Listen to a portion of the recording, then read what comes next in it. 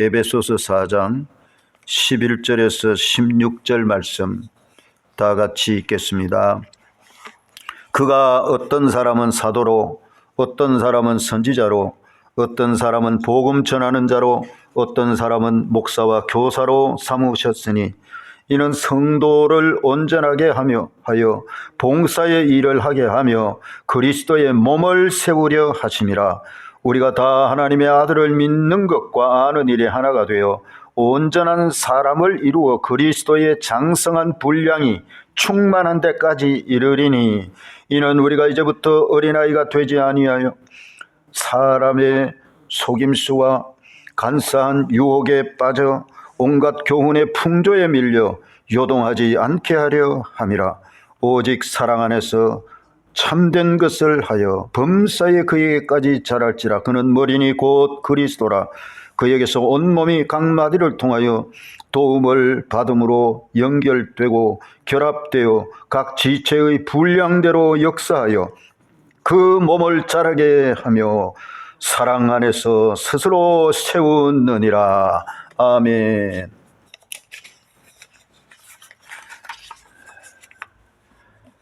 이미 우리는 성령의 능력 안에서 성부 하나님께서 일하시고 행하기 원하시는 것에 우리가 귀를 기울이는 그런 은혜를 받고 또 전도자 예수 그리스도의 삶을 살펴보면서 예수님이 이 땅에 계실 때 어떻게 하셨는가, 그 예수님을 우리는 복받는 자가 되어야 되고, 예수님께서 또 승천하신 후에는 약속하신 대로 성령을 보내어 주셔서 우리가 성령의 능력을 받고 복음이 온 세계에 모든 민족에게 전파되어야 하리라 하신 그 말씀, 이제 우리가 이루어 드려야 되는데 이 교회의 속성을 오늘은 생각해 보겠습니다. 예수 그리스도의 이 교회의 속성이 뭐냐?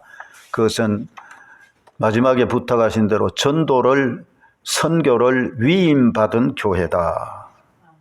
그래서 전도를 위임받은 교회, 이렇게 제목을 정하고 이 시간에 말씀의 은혜를 받읍시다. 예수 그리스도 교회의 속성은 교회가 무엇인가를 성경에 이제 여러 가지로 말씀하는데, 교회는 바로 부활하신 예수 그리스도의 몸이라고 오늘 읽은 말씀에도 몸의 지체가 된다 그러면 몸을 세운다. 교회는 그리스도의 몸이다. 몸인 교회의 머리 되시는 분은 누굽니까? 예수 그리스도이시다. 그것을 말씀하고 있어요. 에베소서 1장 23절에도 보면 교회는 그의 몸이니 만물 안에서 만물을 충만하게 하시는 이의 충만이라. 예수님으로 충만한 것이 교회다. 그래서 교회의 머리 되시는 분은 누구라고요? 예수 그리스도다. 그래서 여러분, 우리는 그리스도께서 행하셨던 일들을 늘 생각을 해야 되고, 지금도 예수님이 어떻게 하고 뭘 하고 계시는지, 우리를 불러주셨고 구원하신 우리 주님은 오늘 우리들을 통해서 어떻게 무엇을 하고자 하시는지 그걸 깨달아야 된단 말이에요. 그래서 그의 몸된 교회를 위하여 우리는 몸된 교회의 지체로서 무엇을 행할 것인지를 마음에 두어야 합니다. 그리스도의 몸된 교회는 지금 바로 이 세상에 현존하고 있는, 세상에 흩어져 있는 교회들입니다. 지금도 교회를 통해서 주님은 역사하고 계십니다. 예수 그리스도를 믿음으로 말미암아 그리스도 안에 있는 자들은 성경이 말씀하는 대로 거듭난 성도들입니다. 그래서 교회는 성령으로 말미암아 거듭난 성도, 예수 믿고 거듭난 성도들의 모임이죠. 공동체죠. 이제 우리가 성령으로 거듭난 성도들이라고 한다면은 시간과 공간을 초월해서 온 세계 가운데 그리스도의 몸된 교회의 지체다 하는 거예요. 또 지역마다 우리가 모이는 교회의 지체다. 그러므로 성경은 또 이 몸된 교회라고 할 때 집으로 상징해가지고 우리는 다 예수 그리스도 안에서 산 돌이 되고 신령한 집으로 지어져 가고 있다고 말씀하고 계세요. 여러분, 몸이요, 집이요, 뭔가 이제 생각나는 게 있죠. 집을 지을 때도 재료가 필요하지 않습니까? 몸에는 지체가, 여러 지체가 있지 않습니까? 그러므로 우리 하나님께서 이 온 세상에 두루 감찰하시고 택하신 백성을 불러서 구원을 얻게 하여 주시는데, 우리 성도들은 내가 몸된 교회의 지체다. 내가 하나님의 신령한 집으로 지어져가는 그 집의 하나의 구조물이다, 그렇게 생각하다면 한 사람 한 사람이 참으로 중요해요. 그리고 또 예수님은 특별히 요한복음 10장에 보면은 나는 선한 목자요, 그렇게 말씀하시면서 예수 믿는 성도들을, 여러분 교회에 모인 공동체의 성도들을 뭐라고 말해요? 양이라고 말해요. 양이라고. 그리고 예수님은 자기를 따르는 양떼들에게 복음을 전하셨던 말씀을 전하셨어요. 그러면서 한 가지 말씀하신 걸 보면은 요한복음 10장 16절에 또 이 우리에 들지 아니한 다른 양들이 내게 있어 내가 인도하여야 하리니 그들도 내 음성을 듣고 한 무리가 되어 한 목자에게 있으리라, 그렇게 말씀하셨어요. 여러분, 예수님은 선한 목자가 되시는데 당시에 이제 예수님과 함께 있지 아니한 자들, 밖에 있는 자들 가운데서도 지금도 이 우리 안으로 들어와야 될 자들이 있다고 말씀하는 거예요. 여러분, 하나님 교회는 양우리와 같습니다. 양우리와 같아요. 근데 이 우리 밖에 있는 자들도 아직도 들어와야 될 자들이 있다고 말이죠. 그들이 바로 전도의 대상자고 하나님께서 택하시고 예비해 놓으신 자들이요, 하나님께서 이끌어 오실 자입니다.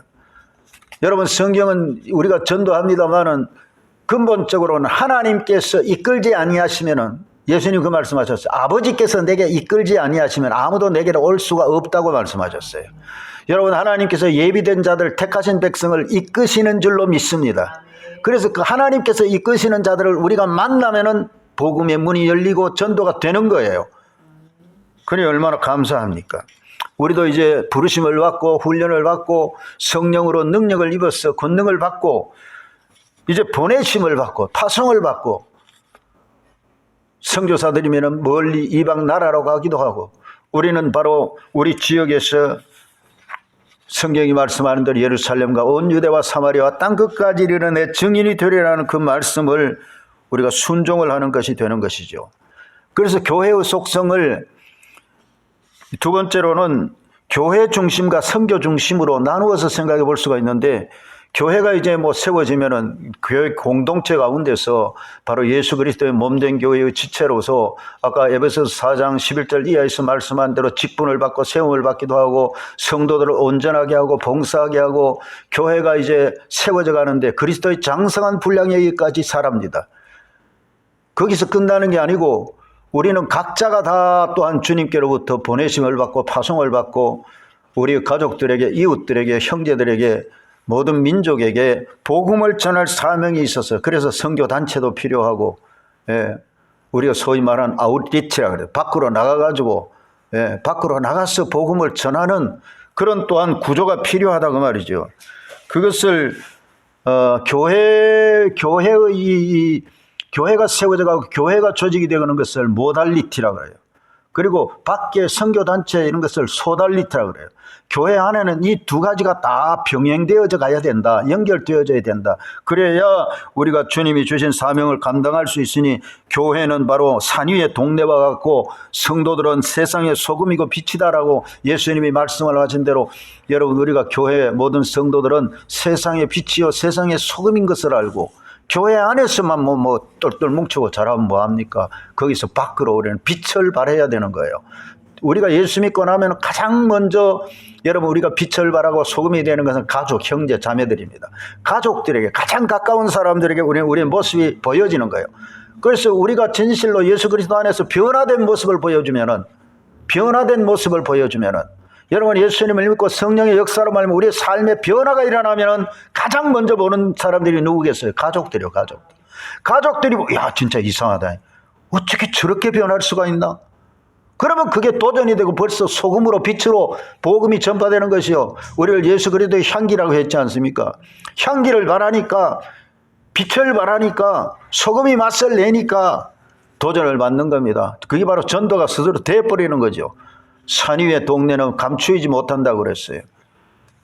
그래서 우리가 교회로서 교회 안에 복음을 받고 구원받은 백성들이 공동체를 이루면서 서로 사랑하고 축복하고 교제하고 가르치고 배움을 받고 안에서의 그런 활동이 이루어지는 반면에 또한 우리는 밖으로 나가서 세상에 비치고 소금이 돼가지고 복음의 증인들이 돼야 된다.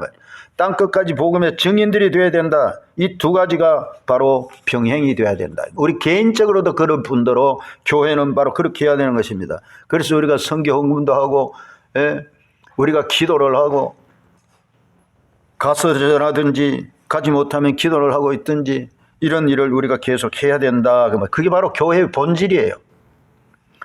세 번째로 여러분, 예수 그리스도는 전도하라는 부르심에 대해서 우리가 무엇을 어디서 어떻게 해야 할지도 가르쳐 주시고 알려주십니다. 바로 이 일을 성령으로 말미암아 우리에게 주시는 것이죠.